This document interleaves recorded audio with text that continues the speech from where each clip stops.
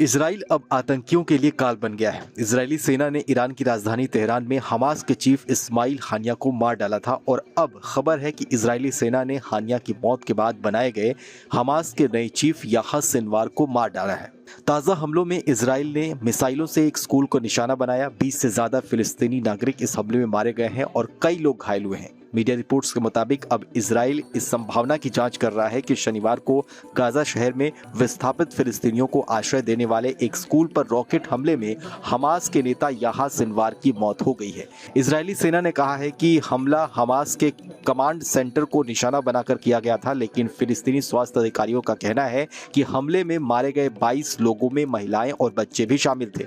आपको बताएं तो 7 अक्टूबर को इजराइल पर हुए हमलों के पीछे का मास्टरमाइंड याह्या सिनवार को ही बताया जाता है और पिछले दिनों यानी अगस्त में हमास का चीफ उसे बनाया गया था। इससे पहले हमास के चीफ रहे इस्माइल हानिया की ईरान में एक धमाके में मौत हो गई थी, जिसका आरोप भी इजराइल पर लगा था।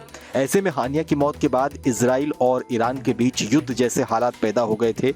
इस हमले के बाद ऐसा कहा जा रहा था कि इजराइल अब रुक जाएगा, लेकिन ऐसा हुआ नहीं। इजराइल ने हमास के बाद हिजबुल्लाह को निशाना बनाया और लेबनान में जिस तरीके से पेजर, रेडियो, वॉकी टॉकी और सोलर पैनलों में ब्लास्ट हुए, उसके पीछे भी इजराइल की खुफिया एजेंसी मोसाद को जिम्मेदार बताया गया।